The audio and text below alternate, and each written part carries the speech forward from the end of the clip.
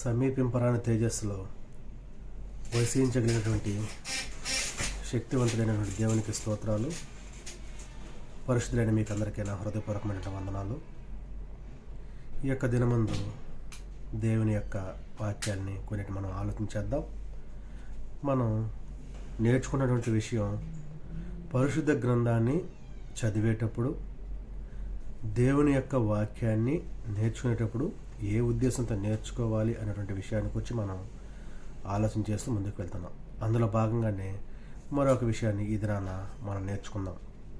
అది ఏంటి అని మనం ఆలోచన చేస్తే, అపోస్తుల కార్యములు 2వ అధ్యాయం 38వ వచనం ఒకసారి చదువుతున్నాను. పేతురు, మీరు మారు మనస్సు పొంది పాప క్షమాపణ నిమిత్తము ప్రతివాడు యేసుక్రీస్తు నామమున బాప్తిస్మము పొందుడి, అప్పుడు మీరు పరిశుద్ధాత్మను వరమును పొందుదురు. మనం ఇప్పుడు నేర్చుకోబోయే విషయం ఏంటంటే, మనం మారు మనసు పొంది పాప క్షమాపణ నిమిత్తము బాప్తిస్మము పొందుకోవాలి, రక్షణ పొందుకోవాలి. అలా రక్షణ మనం పొందుకోవాలి అంటే పరిశుద్ధ గ్రంథాన్ని మనం చదవాలి, పరిశుద్ధ గ్రంథాన్ని నేర్చుకోవాలి. ఎందుకు అని మనం ఆలోచన చేస్తే, రక్షణ కూడినటువంటి విషయాలు, మారు మనసుకు సంబంధించినటువంటి విషయాలు సమస్తము పరిశుద్ధ గ్రంథమందు దేవుడు ఆల్రెడీ లిఖించి ఉన్నాడు. అందును బట్టి మనం రక్షణ పొందుకోవాలన్నా, మనలో మారు మనసు రావాలన్నా, ఆ మారు మనసుకు ప్రతిఫలంగా బాప్తిస్మం తీసుకోవాలన్నా, ప్రభువారిని ఒప్పుకోవాలన్నా, ఇవన్నీ జరగాలంటే మనకు వాక్యం తెలిసి ఉండాలి, దేవుని యొక్క గ్రంథం తెలిసి ఉండాలి. మత్తయి సువార్తలో మనం ఆలోచన చేస్తే 3వ అధ్యాయంలో 2వ వచనాన్ని మనం చూస్తే, బాప్తిస్మం ఇచ్చు యోహాను గారు మారు మనసు పొందుడని యోదయ అరణ్యములలో ప్రకటించుచుండెను. ఇదే మత్తయి సువార్తలో 4వ అధ్యాయంలోనికి వెళ్దాం. 4వ అధ్యాయంలో మనం ఒక విషయాన్ని మనం ధ్యానం చేద్దాం. 17వ వచనం, అప్పటి నుండి యేసు పరలోక రాజ్యము సమీపించి ఉన్నది కనుక మారు మనసు పొందుడి అని చెప్పుచు ప్రకటన మొదలుపెట్టాను. చదవబడినటువంటి ఈ రెండు వచనాల నుండి ఆంతర్యాన్ని మనం గమనిస్తే, యేసు ప్రభు వారికి ముందున్నటువంటి యోహాను గారు కానివ్వండి, ఆ తర్వాత వచ్చినటువంటి యేసుక్రీస్తు ప్రభు వారు కానివ్వండి, ఇద్దరూ కూడా మీరు మారు మనస్సు పొందండి అనే విషయాన్ని గురించి ప్రకటిస్తూ ఉంటున్నారు. ఎందుకు మారు మనసు అంటే, రక్షణ పొందుకోవడానికి. ఈ రక్షణ అనేది ఈ యొక్క లోకంలో ఉన్నటువంటి ప్రతి ఒక్కరికి దేవుని రాజ్యానికి వెళ్ళడానికి మార్గం కాబట్టి, ఆ రక్షణ పొందుకోకుండా ఎవరో దేవుని రాజ్యాన్ని చేరుకోలేరు. కాబట్టి దానిని గూర్చి ప్రభువారు యోహాను గారు ప్రకటించడం జరిగింది. ఆ తర్వాత మరొక విషయాన్ని మనం ఆలోచన చేస్తే, పరిశుద్ధ గ్రంథం నుంచి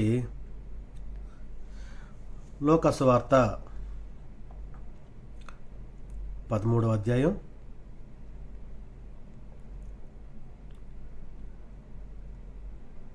3వ వచనం 5వ వచనాన్ని మనం చూస్తే, మీరు మారు మనసు పొందని ఎడల మీరందరూ అలాగే నశింతురు. 5వ వచనం, మీతో చెప్పుచున్నాను, మీరు మారు మనసు పొందని ఎడల మీరందరూ అలాగే నశింతురు.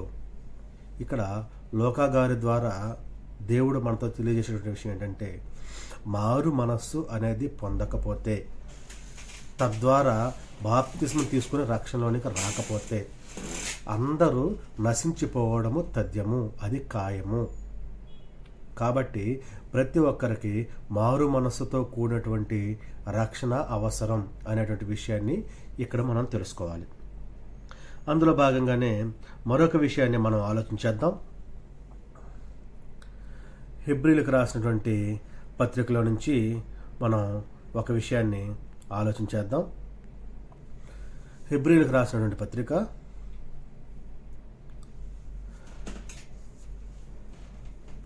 6వ అధ్యాయం 1వ వచనాన్ని మనం ధ్యానం చేద్దాం.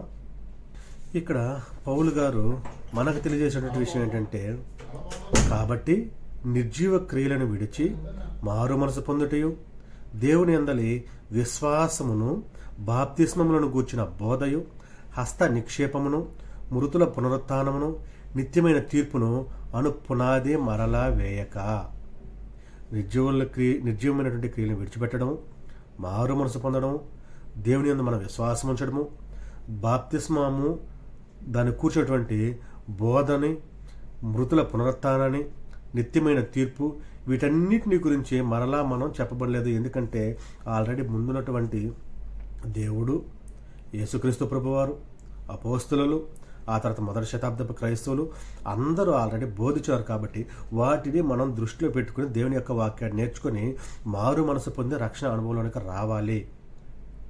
ఎందుకు అని మనం ఆలోచన చేస్తే, దేవుని యొక్క రాజ్యాన్ని స్వతంత్రించుకొని ఆయనని నాయన, తండ్రి అని పిలిచేటువంటి ఆ యొక్క భాగ్యము మనకు కలగడానికి, ఆయన ఎదుట మనం పరిశుద్ధులముగాను నిష్కలంకులంగాను జీవించడానికి మనకు ఇది ఎంతో అవసరమై ఉన్నది.